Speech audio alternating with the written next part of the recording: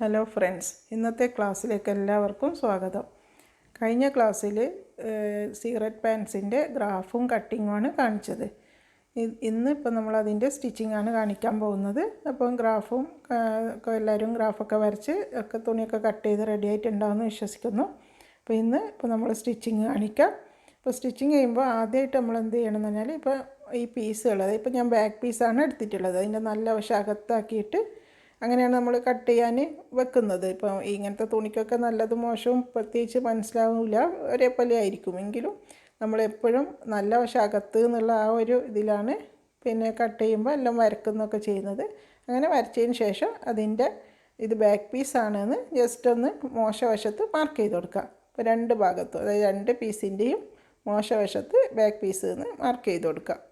കാരണം ബാക്കും ഫ്രണ്ടും ചെറിയ വ്യത്യാസമുണ്ട്. അപ്പോൾ അത് മാറിപ്പോവാതിരിക്കാൻ വേണ്ടിയിട്ടാണ് നമ്മൾ സ്റ്റിച്ച് ചെയ്യുമ്പോൾ മാറിപ്പോവാതിരിക്കാനാണ് ഈ ബാക്ക് ഫ്രണ്ട് എന്ന് മാർക്ക് ചെയ്യുന്നത്. അതുപോലെ ഫ്രണ്ടിനും മാർക്ക് ചെയ്ത് കൊടുക്കുക. അതിൻ്റെ മോശവശത്ത് ഫ്രണ്ട് പീസിനും നമ്മൾ ഫ്രണ്ട് എന്ന് മാർക്ക് ചെയ്ത് കൊടുക്കുക. എന്തെങ്കിലും ഒരു നമുക്ക് മനസ്സിലാവുന്ന വിധത്തിൽ അതിൻ്റെ ലെറ്റർ ഇട്ട് കൊടുത്താൽ മതി. അല്ലാതെ ഫുള്ളൊന്നും എഴുതണ്ട, ജസ്റ്റ് ഒന്ന് ഇട്ട് കൊടുക്കാം. അതിന് ശേഷം ഈ ബാക്ക് പീസിൻ്റെ രണ്ട് പീസും നിവർത്തി വെക്കാം. അതായത് നല്ല വശം മുകളിൽ വരുന്ന വിധത്തിൽ പിന്നെ അതൊന്ന് നിവർത്തി വെച്ച് കൊടുക്കുക. വെക്കുമ്പം ഈ ക്രോച്ചിൻ്റെ ഭാഗം അത് നമുക്ക് മിഡിലായിട്ടാണല്ലോ വരുന്നത് ഒരു പാൻസിന്. അപ്പോൾ അതുപോലെ തന്നെ വെച്ച് കൊടുക്കുക, മിഡിലിൽ വരുന്ന വിധത്തിൽ തന്നെ. ഇപ്പോൾ പാൻസിൻ്റെ എങ്ങനെയാണ് പാൻസിൻ്റെ ബാക്ക് ഉണ്ടാകുന്നത് അതുപോലെ ആ ക്രോച്ച് ഭാഗം മിഡിലിൽ വരുന്ന വിധത്തിൽ നല്ല വശം മുകളിലാക്കിയിട്ട് വെച്ച് കൊടുക്കുക. അതിന് ശേഷം അതിൻ്റെ മീതിയായിട്ട് ഫ്രണ്ട് പീസ് വെച്ച് കൊടുക്കുക. ഫ്രണ്ട് പീസ് വെക്കുമ്പോഴും അതേപോലെ തന്നെ ഈ ബാക്ക് പീസിൻ്റെ നല്ല വശത്തിന് ഫ്രണ്ട് പീസിൻ്റെ നല്ല വശം ടച്ച് ചെയ്യുന്ന വിധത്തിൽ വെക്കുക. അതോടൊപ്പം മിഡിൽ ഭാഗത്തായിട്ട് ക്രോച്ച് വരുന്നതും ശ്രദ്ധിക്കുക. ക്രോച്ച് മിഡിൽ ഭാഗത്ത് തന്നെ വെച്ച് കൊടുക്കുക, ആകുന്ന വിധത്തിൽ വെച്ച് കൊടുക്കുക. അപ്പം അതിന് ശേഷം ഇതിൻ്റെ സൈഡിൽ ഒന്ന് പിന്നെ ഒക്കെ നന്നായി വെച്ചതിന് ശേഷം സൈഡ് ഭാഗത്ത് ഒരു പിൻ ചെയ്ത് വെച്ച് കൊടുക്കുക. കാരണം എന്താ പറഞ്ഞാൽ നമുക്കിത് സ്റ്റിച്ച് ചെയ്യുന്നത് വരെ ഇതേപോലെ തന്നെ ഉണ്ടാവണം. അപ്പോൾ അതുകൊണ്ട് അത് മാറിപ്പോവാതിരിക്കാൻ വേണ്ടിയിട്ടാണ് ഒന്ന് പിൻ ചെയ്ത് വെക്കുന്നത്. രണ്ട് സൈഡിലും പിൻ ചെയ്ത് കൊടുക്കുക. അപ്പോൾ ഒന്നുകൂടി പറയാം, ബാക്ക് പീസ് നിവർത്തി വെച്ച് അതിൻ്റെ നല്ല വശം മുകളിലായിട്ട് ക്രോച്ച് മിഡിൽ ഭാഗത്ത് വരുന്ന വിധത്തിൽ വെച്ച് കൊടുക്കുക. അതിൻ്റെ മീതിയായിട്ട് ഫ്രണ്ട് പീസ് നല്ല വശം അടിയിലായിട്ട്, അതായത് ബാക്ക് പീസിൻ്റെ നല്ല വശത്തിന് ടച്ച് ചെയ്യുന്ന വിധത്തിൽ ക്രോച്ച് ഭാഗം മിഡിലായിട്ട് വെച്ച് കൊടുക്കുക. അതിന് ശേഷം ഇതിൻ്റെ രണ്ട് സൈഡും ഒന്ന് പിൻ ചെയ്തതിന് ശേഷം പിന്നെ നമ്മൾ ആ രണ്ട് സൈഡും 1/2 ഇഞ്ച് വീതിയിൽ അടിച്ചു കൊടുക്കുക. അപ്പോൾ നിങ്ങൾക്ക് ഈ സൈഡിൽ താഴെ സ്ലിറ്റുള്ള ടൈപ്പ് കണ്ടിട്ടുണ്ടാവും, ചെറിയൊരു സ്ലിറ്റ് കൊടുത്തിട്ട്. അപ്പം അങ്ങനെ വേണമെങ്കിൽ നിങ്ങൾ അടിക്കുമ്പോൾ അത്ര വിട്ട്, ഇപ്പോൾ മീതൊന്ന് സ്റ്റാർട്ട് ചെയ്തിട്ട് നിങ്ങൾക്ക് എത്ര ഇതിലാണ് സ്റ്റിച്ച് വേണ്ടത് അവിടെ നിർത്തുക.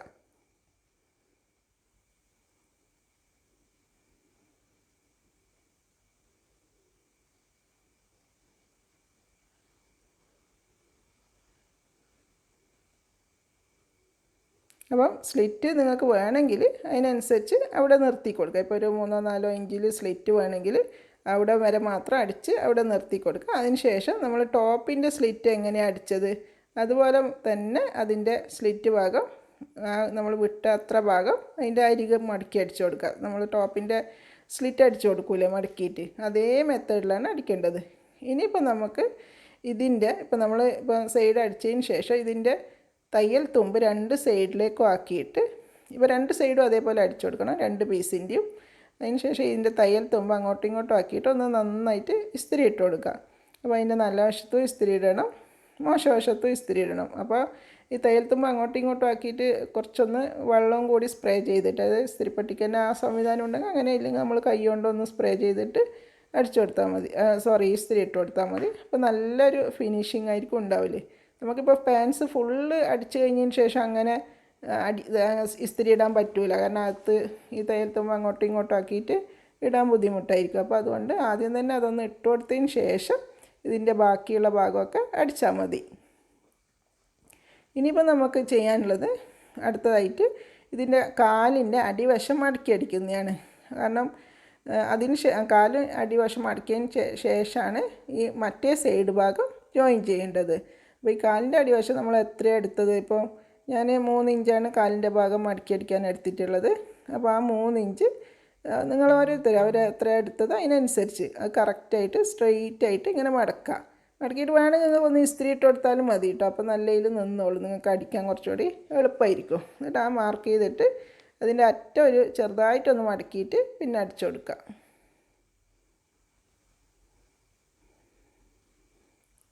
ഇങ്ങനെ 2 കാലിൻ്റെ അടിവശവും മടക്കി അടിക്കുക.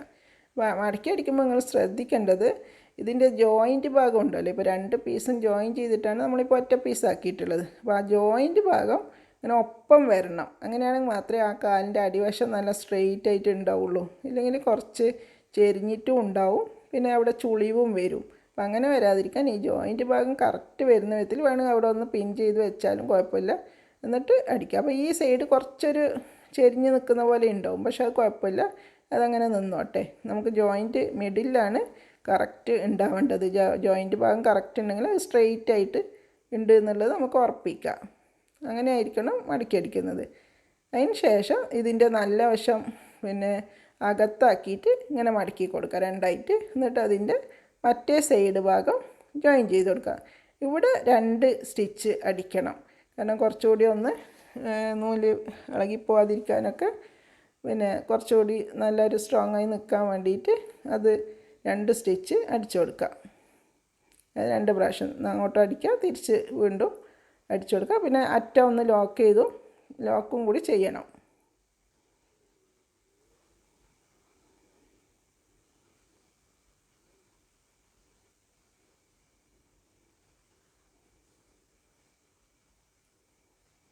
അപ്പോൾ ഇങ്ങനെ 2 സൈഡും ജോയിൻ ചെയ്ത് കൊടുക്കാം.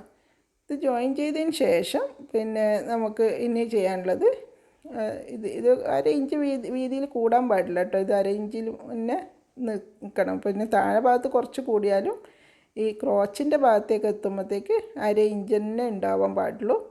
അതിന് ശേഷം നമുക്കിത് 2 കാലും ഇപ്പോൾ 2 കാലായിട്ട് വന്ന് 2 സൈഡും ജോയിൻ ചെയ്തപ്പോൾ ഇനി ആ 2 കാലും തമ്മിൽ ജോയിൻ ചെയ്തിട്ട് ഒരു പാൻസ് ആക്കി എടുക്കണം.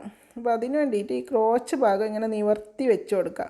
എന്നിട്ട് അതിൻ്റെ നല്ല വശവും ടച്ച് ചെയ്യുന്ന വിധത്തിൽ 2 കാലിൻ്റെയും ക്രോച്ച് ഭാഗം ഒപ്പാക്കി വെച്ച് കൊടുക്കുക. ഒന്നിൻ്റെ മീതെ ഒന്നായിട്ട് വെച്ച് കൊടുക്കുക. അപ്പോൾ നല്ലതും ടച്ച് ചെയ്യുന്ന വിധത്തിലായിരിക്കണം വെക്കുന്നത്. ഇനി വെക്കുമ്പം ഈ ജോയിൻറ്റ് ഭാഗം കറക്റ്റായിട്ട് വെച്ച് കൊടുക്കുക. നീങ്ങിപ്പോവാൻ പാടില്ല, ഒരേ ഇതിൽ തന്നെ നിൽക്കണം. അത് ഇപ്പോൾ നിങ്ങൾ പാരൽ പാൻസും മറ്റൊക്കെ അടിച്ചവരാണെങ്കിൽ പിന്നെ അത് മനസ്സിലാവും കറക്റ്റ് എങ്ങനെ വെക്കേണ്ടതെന്ന്.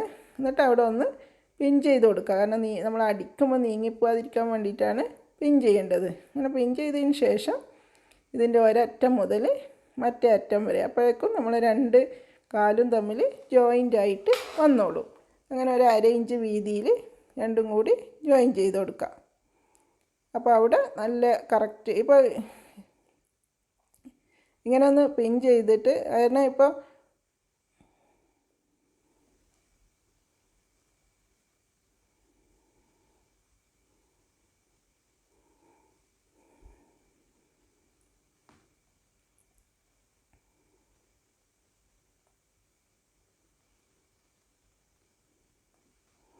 അപ്പോൾ ഇങ്ങനെ ഇപ്പോൾ 2ഉം കൂടി ജോയിൻ ചെയ്തപ്പോൾ ഒറ്റ പീസ് പാൻസായി വന്നു. 2 കാലും കൂടി ജോയിൻ്റ് ആയി വന്നു. ഇപ്പോൾ നിങ്ങൾ ചിലപ്പോൾ ആരെങ്കിലും നിങ്ങളോട് ചിലപ്പോൾ നിങ്ങൾ കണ്ടിട്ടൊക്കെ അല്ലെങ്കിൽ ആരെങ്കിലും പറഞ്ഞിട്ടൊക്കെ പറയും ചിലപ്പോൾ പിന്നെ ക്രോച്ച് ഭാഗമാണ് ആദ്യം ജോയിൻ ചെയ്യുന്നത്, പിന്നീടാണ് കാല് ജോയിൻ ചെയ്യുന്നത് പറഞ്ഞാൽ അത് അങ്ങനെയും ചെയ്യുന്നവരുണ്ട്. പക്ഷേ ഇങ്ങനെ ചെയ്യുമ്പോഴാണ് ഈ ക്രോച്ചിൻ്റെ ഈ ഭാഗം നല്ലൊരു വൃത്തിയിൽ ഉണ്ടാവുന്നത്. അതായത് ആദ്യം സൈഡ് ജോയിൻ ചെയ്തിട്ട് അവസാനം ഈ ക്രോച്ച് ഭാഗം ജോയിൻ ചെയ്യുമ്പോൾ ഈ ഭാഗത്ത് നല്ലൊരു വൃത്തിയായിരിക്കും. മറ്റത് കുറച്ച് നമ്മളെ ശ്രദ്ധ കുറഞ്ഞു പോയെങ്കിൽ ഇവിടെ നല്ലൊരു ചുളുങ്ങിയ പോലെയും ഒരു കുടുങ്ങിക്കിടക്കുന്ന പോലെയൊക്കെ ഉണ്ടാവും. അപ്പോൾ അങ്ങനെ വരാതിരിക്കാൻ ഏറ്റവും നല്ലത് ആദ്യം കാല് ജോയിൻ ചെയ്തിട്ട് പിന്നീട് ലാസ്റ്റ് ഈ ക്രോച്ച് ഭാഗം ജോയിൻ ചെയ്യുന്നതാണ്. ഇനി നമുക്ക് ഇതിൻ്റെ വേസ്റ്റ് ഭാഗം, അതായത് നമുക്ക് എലാസ്റ്റിക് ഇടാനുള്ള ഭാഗം മടക്കിയടിക്കാനാണുള്ളത്. അപ്പോൾ അത് നിങ്ങൾ എത്രയാണ് 1.5 ഇഞ്ചോ 2 ഇഞ്ചോ എത്രയാണ് നിങ്ങൾ മടക്കിയടിക്കാൻ ആദ്യം കട്ട് ചെയ്യുമ്പോൾ എടുത്തിട്ടുള്ളത് ആ അളവിനനുസരിച്ച് ജസ്റ്റ് ഇടയ്ക്കിടയ്ക്കൊന്ന് മാർക്ക് ചെയ്ത് കൊടുത്തിട്ട് ആ ഭാഗം മടക്കിയടിക്കുക. അപ്പം നമുക്ക് 1.5 ഇഞ്ചാണെങ്കിൽ 1.5 അല്ലെങ്കിൽ 2 ആണെങ്കിൽ 2 ആദ്യം മടക്കുക. എന്നിട്ട് അതിൻ്റെ അറ്റം ചെറുതായിട്ടൊന്ന് വീണ്ടും മടക്കുക. അങ്ങനെയാണ് അത് മടക്കി അടിക്കേണ്ടത്. പക്ഷെ മടക്കി അടിക്കുമ്പോൾ നിങ്ങൾ ശ്രദ്ധിക്കേണ്ടത് നമുക്ക് എലാസ്റ്റിക് കയറ്റാൻ വേണ്ടിയിട്ട് ഒരു ഗ്യാപ്പ് വിടണം. അതായത് ഒരു സ്ഥലത്തു നിന്ന് തുടങ്ങിയാൽ തിരിച്ച് പിന്നെ അവിടെ എത്തുന്നതിൻ്റെ തൊട്ട് മുമ്പ് ഒരു 1-2 ഇഞ്ച് മുമ്പേ ആയിട്ട് നിർത്തി കൊടുക്കുക. എന്നിട്ട് ആ ഒരു ഗ്യാപ്പിൽ പിന്നെ ഗ്യാപ്പിലൂടെയാണ് നമുക്ക് എലാസ്റ്റിക് കയറ്റി കൊടുക്കേണ്ടത്. അപ്പോൾ ഒരു സ്ഥലത്ത് നിന്ന് അപ്പോൾ ഈ കുറച്ചൊരു 1/4 ഇഞ്ച് ഒക്കെ അകത്തേക്കും കൂടി ആക്കിയിട്ടാണ് അടിക്കേണ്ടത്. ആ ഗ്യാപ്പിലൂടെ നമുക്ക് എലാസ്റ്റിക് കയറ്റാനുള്ള ഗ്യാപ്പാണ് ഇങ്ങനെ വെച്ച് കൊടുക്കുന്നത്. അപ്പോൾ ഇവിടുന്ന് തുടങ്ങിയാൽ മറ്റേ സൈഡിലാകുമ്പോൾ നിർത്തി കൊടുക്കാം.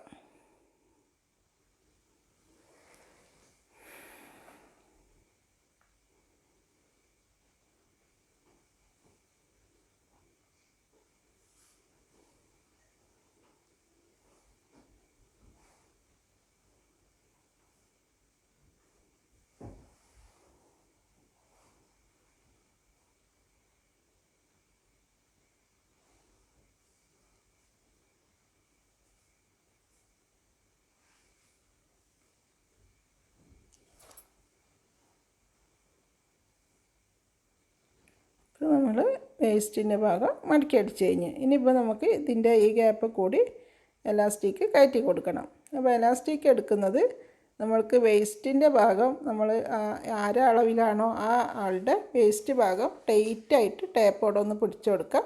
എന്നിട്ട് അതിൻ്റെ ആ അളവിനേക്കാളും ഒരു 4-5 ഇഞ്ച് കുറച്ചിട്ട് എലാസ്റ്റിക്കിൻ്റെ ലെങ്ത്ത് എടുത്താൽ മതി. നമ്മളിപ്പോൾ പാരലൽ പാൻസൊക്കെ ആണെങ്കിൽ ഒരു 3 ഇഞ്ചൊക്കെ കുറച്ചാൽ മതി. പക്ഷേ ഇതാകുമ്പം കുറച്ചും കൂടി നമുക്ക് ടൈറ്റായി നിൽക്കേണ്ട പാൻ്റായതുകൊണ്ട് ഒരു 4-5 ഇഞ്ചൊക്കെ കുറക്കാം. എന്നിട്ട് ആ അളവിൽ എലാസ്റ്റിക്കിൻ്റെ ലെങ്ത്ത് എടുത്തിട്ടായിരിക്കണം ഇതിൽ സേഫ്റ്റി പിന്ന് വെച്ചിട്ട് കയറ്റി, അതായത് ഈ നമ്മളൊരു ഗ്യാപ്പ് വിട്ടിട്ടുണ്ടല്ലോ ആ ഗ്യാപ്പ് കൂടി ഇത് കയറ്റി കൊടുക്കാം.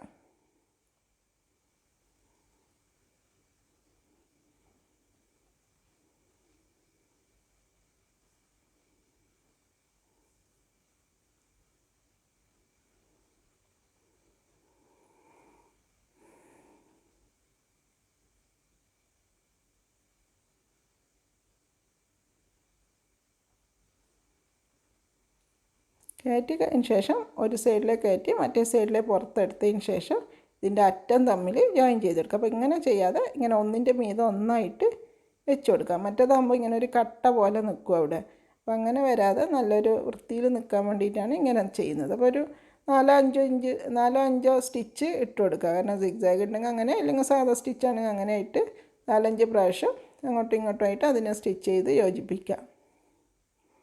ഇളകിപ്പോയിരിക്കാനാണ് 4-5 പ്രാവശ്യം ചെയ്യണമെന്ന് അറിയുന്നത്. അതിന് ശേഷം അതിൻ്റെ ആ ഗ്യാപ്പും കൂടി ഫില്ല് ചെയ്ത് കൊടുക്കുക. അവിടെ നമ്മൾ കയറ്റാൻ വേണ്ടി വിട്ട ഗ്യാപ്പും കൂടി ഫില്ല് ചെയ്ത് കൊടുക്കുക.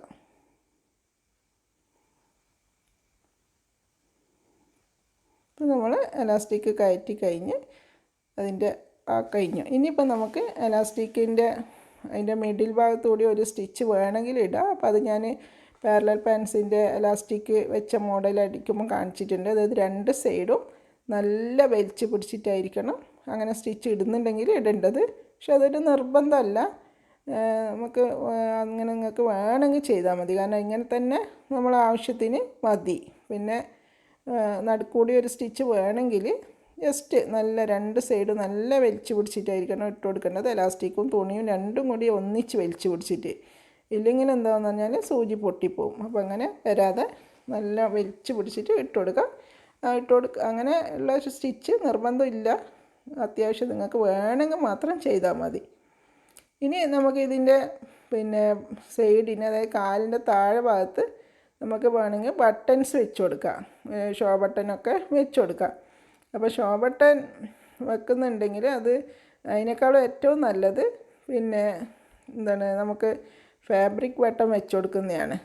അപ്പോൾ ഫാബ്രിക് ബട്ടന് ചെയ്യുന്നത് എങ്ങനെയെന്നുള്ളത് ട്യൂട്ടോറിയൽ നമ്പർ 31 കാണിച്ചിട്ടുണ്ട്. അപ്പോൾ അത് കാണാത്തവർ കാണാം. വളരെ എളുപ്പമാണ് ഫാബ്രിക് ബട്ടൺ വെക്കുന്നത്. നമുക്ക് അതിപ്പോൾ ക്ലോത്ത്, നമ്മൾ ഇപ്പോൾ പാൻസിൻ്റെ ക്ലോത്ത് കൊണ്ട് തന്നെ ആണെങ്കിലും ചെയ്യാം, അല്ലെങ്കിൽ നമ്മൾ ടോപ്പിൻ്റെ പിന്നെ ക്ലോത്ത് കൊണ്ടും ചെയ്യാം. പക്ഷേ നല്ലത് പാൻസിൻ്റെ ക്ലോത്ത് കൊണ്ടാണ്. കാരണം അങ്ങനെ ആകുമ്പോൾ ഏത് ടോപ്പിനും അത് മാച്ചാവുന്ന ഏത് ടോപ്പിനും ഇടാൻ പറ്റും. മറ്റേതാകുമ്പോൾ ടോപ്പിൻ്റെ കളറിൽ ചെയ്തെങ്കിൽ പിന്നെ ആ ടോപ്പിന് മാത്രമേ ഉപയോഗിക്കാൻ പറ്റൂ. അപ്പോൾ അതുകൊണ്ട് ഇങ്ങനെയാണ് നല്ലത്. ഇനിയിപ്പോൾ ഞാൻ പറഞ്ഞല്ലോ ആദ്യം ഈ ഭാഗത്താണ് നിങ്ങൾക്ക് സ്ലിറ്റ് വേണമെങ്കിൽ ചെയ്യേണ്ടത്. അതെന്താ ചെയ്യേണ്ടതെന്ന് ആദ്യം പറഞ്ഞു കഴിഞ്ഞു. ടോപ്പിൻ്റെ സ്ലിറ്റ് അടിക്കുന്ന അതേപോലെയാണ് വെച്ചിട്ട് ചെയ്യേണ്ടത്. അപ്പോൾ ഇൻഷാല്ലാ അടുത്ത വീഡിയോയുമായിട്ട് അല്ലെങ്കിൽ അടുത്ത ക്ലാസ്സുമായിട്ട് ഉടനെ കാണാം. അപ്പോൾ നിങ്ങൾ സബ്സ്ക്രൈബ് ചെയ്യാത്തവരൊക്കെ ചാനൽ സബ്സ്ക്രൈബ് ചെയ്ത് ബെല്ലൈക്കൺ പ്രസ് ചെയ്ത് ഓൾ ഓപ്ഷൻ സെലക്ട് ചെയ്ത് വെക്കുക. ഇൻഷാല്ലാ ഇനിയത്തെ അങ്ങനെ ആകുമ്പോൾ ഇനി വീഡിയോസ് ഇടുമ്പോൾ തന്നെ നിങ്ങൾക്ക് നോട്ടിഫിക്കേഷൻ കിട്ടുന്നതായിരിക്കും. അപ്പം ചെയ്യാത്തവരൊക്കെ ചെയ്യാം. പിന്നെ കാരണം സബ്സ്ക്രൈബ് ചെയ്യാത്ത എത്രയോ ആൾക്കാർ വീഡിയോ കാണുന്നുണ്ടെന്ന് നമുക്ക് മനസ്സിലാവുന്നുണ്ട്. അപ്പോൾ അതുകൊണ്ട് ചെയ്യാത്തവരൊക്കെ ചെയ്യാം. ഇൻഷാല്ലാ അടുത്ത വീഡിയോയുമായി ഉടനെ കാണാം.